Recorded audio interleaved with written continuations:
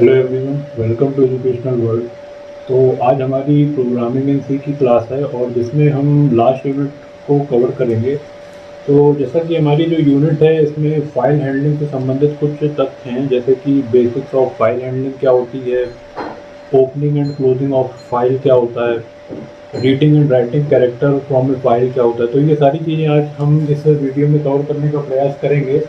और साथ में मेरा प्रयास ये भी रहेगा कि एक आधार से शिखर तक की नॉलेज जो है आपको मैं इस वीडियो में प्रोवाइड कराऊं।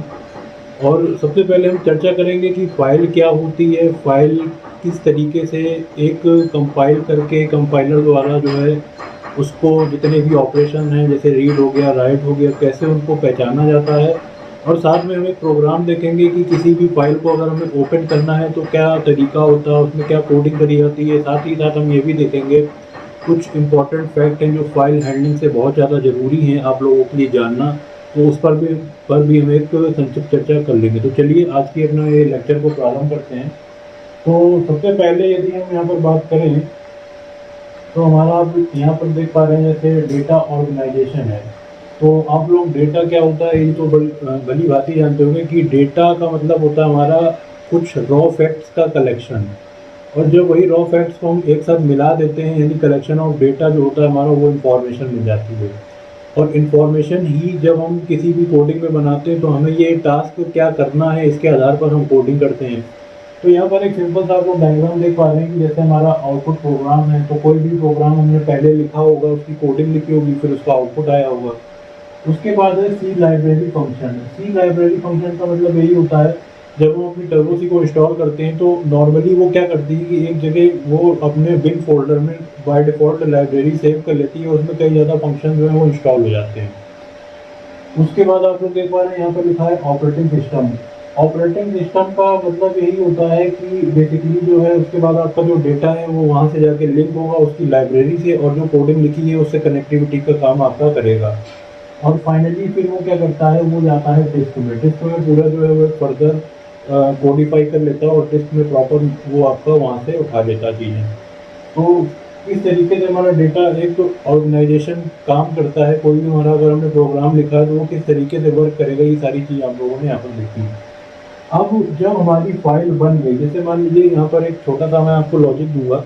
लॉजिक क्या होता है, जैसे मान लीजिए हमारा जो नॉर्मल अगर हम एम एस विंडो पे कोई प्रोग्राम बनाते हैं या फिर हमने कोई नॉर्मल फाइल बनाई नोटपैड पे, तो नोटपैड बेसिकली क्या है, विंडोज़ हमारा ग्राफिकल यूज़र इंटरफेस है। तो उस पर जो सारी चीज़ें हमें क्लिक करने पे या फिर हम ड्रैग एंड ड्रॉप का यूज़ करके सारी चीज़ें मेंटेन कर लेते हैं।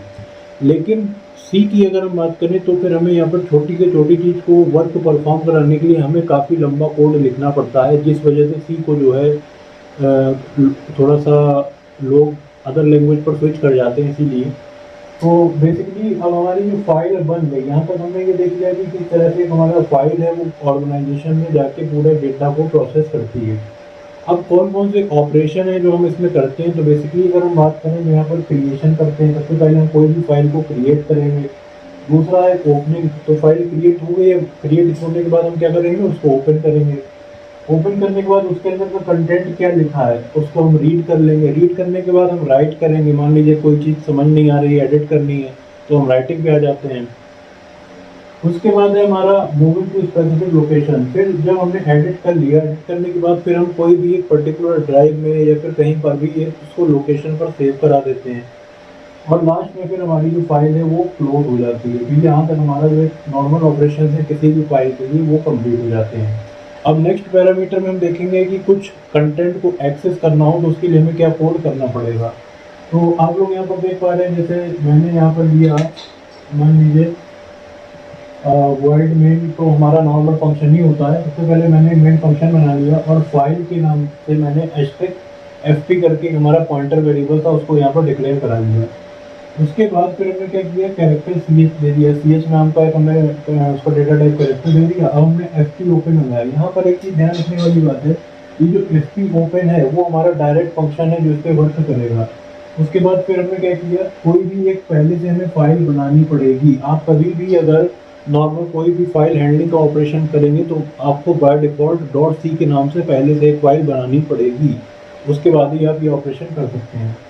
तो मेरी बाय डिफ़ॉल्ट फ़ाइल थी जिसका नाम था prc1.c, मैंने पहले से बना ली। अब यहाँ पर लिखा है आर का मतलब होता है रीड करना, तो मुझे क्या कंटेंट यहाँ पर रीड कराना है, तो मैं रीड कराने के लिए यहाँ पर आर लिख दिया।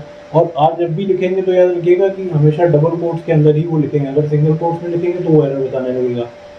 आगे देख लेते हैं, फिर हमने क्या किया, व्हाइल लगाया, व्हाइल में हमने फिर 1 दिया, और यहाँ पर एक कैरेक्टर में हमने fget fp का हमने वो एक वेरिएबल दे दिया, मतलब अगर यहाँ पे fp का जो हमारा वेरिएबल है तो इसके अंदर आके कैरेक्टर के अंदर स्टोर हो जाएगा।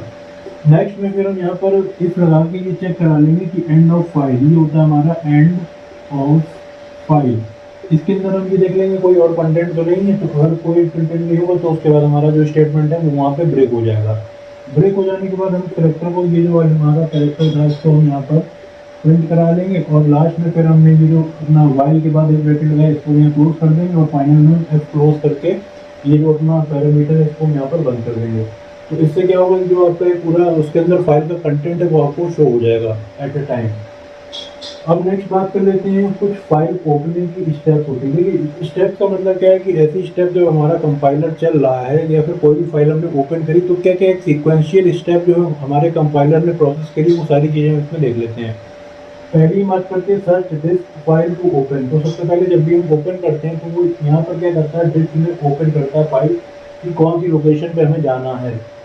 लोड फाइल इन बफर, अब किसी फाइल को वो छोटे से बफर में यहाँ पर उसका एड्रेस स्टोर करा लेता है, ताकि क्या होगा, बफर का काम इसलिए ज़्यादा ज़रूरी होता है कि बार बार उसको मेमोरी लोकेशन पे जाने की ज़रूरत नहीं है। अगर एक छोटी सी इन्फॉर्मेशन है तो उसने छोटा सा एड्रेस मेमोरी पर स्टोर करा लिया, ताकि यूज़र एट रैंडम टाइम में कभी भी उसको एक्सेस करेगा तो वो तुरंत ओपन कर लेगा, उसको बार बार जो है सराउंडिंग्स में घूमने की ज़रूरत डेटा को नहीं रहेगी। उसके बाद है setup a character pointer to the point of the first character of the buffer. तो उसके बाद वो फिर यहाँ से मैच करेगा कि कौन से बफर में हमने कितने बफर में कौन कौन से एड्रेस को स्टोर करा है और उनकी मैचिंग कराएगा। डिस्प्ले फाइल ओपन, और जो लास्ट में वो एक सिलेक्ट कर लेगा कि ये पूरा कंटेंट है तो उसको वहाँ से वो एक्सेस करा लेगा। तो एक नॉर्मल ओपन करने के लिए हमारा एफ ओपन फंक्शन भी होता है, जैसे कि आप लोग यहाँ पर देख पा रहे हैं मैंने यूज़ किया है, तो इससे भी हमारी जो फाइल है वो ओपन हो जाती है। उसके बाद हम कुछ और तथ्यों पे एक नज़र डाल लेते हैं, जैसे file input can be perform by character. तो एक एक कैरेक्टर है, पहले कैरेक्टर 1 हुआ, फिर कैरेक्टर 2 हुआ, फिर कैरेक्टर 3 हुआ। एक एक कैरेक्टर से हमारी जो इंफॉर्मेशन है वो नॉर्मली प्रोसेस हो जाती है।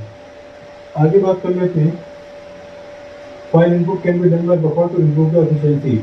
अब देखिए जो मैंने यहाँ पर बफर लगाया, ये बफर भी मान लीजिए यहाँ पर लगाया, तो ये बफर लगाने का मेन उद्देश्य हमारा यही है कि जो मेमोरी है उसकी एफिशिएंसी इंप्रूव होगी, ज़्यादा उसको आरपीएम में घूमना नहीं पड़ेगा रोटेशन पर मिनट पे, तो हमारी जो हार्ड डिस्क की एफिशिएंसी है वो उतनी थोड़ी थोड़ी इंप्रूव हो जाती है। नेक्स्ट बात कर लेते हैं, फाइल कैन बी टेक्स्ट और binary operation depend on the content. तो फाइल आप कैसी भी टाइप की एक्सेस कर सकते हो, बस ये डिपेंड करेगा कि आपका कंटेंट कैसा है। लेकिन नॉर्मली जो हमारा कंप्यूटर है वो आपको तो दिखाता है टेक्स्ट फाइल, बट वो बाइनरी समझता है जो 0 1 की फॉर्म में होती है। आगे बात कर लेते हैं, तो हमारा लाइब्रेरी फंक्शन में कुछ हम ऑपरेशन लगाते हैं, जैसे \n हो गया, r हो गया, n हो गया। ये रीडिंग और राइटिंग ऑपरेशन अगर हमें करने तो हम इनका यूज़ करते हैं अपने प्रोग्राम में। In low level file input can do the buffer memory management ourselves. तो नॉर्मली अगर हम लो लेवल पे जाते हैं, अगर हमें वहाँ पर डेटा मैनेजमेंट करना होता है तो हम जो बफर्स की क्रेडिबिलिटी है उसको अपने हिसाब से थोड़ा कम ज़्यादा या फिर बढ़ा कम कर सकते हैं। तो आज का ये पूरी एक समग्र चर्चा थी हमारी फाइल हैंडलिंग के बारे में, और आशा करता हूँ कि आप लोग इससे लाभान्वित होंगे और बने रहिएगा सही एजुकेशनल वर्ड के साथ। बहुत बहुत शुक्रिया आपका, धन्यवाद।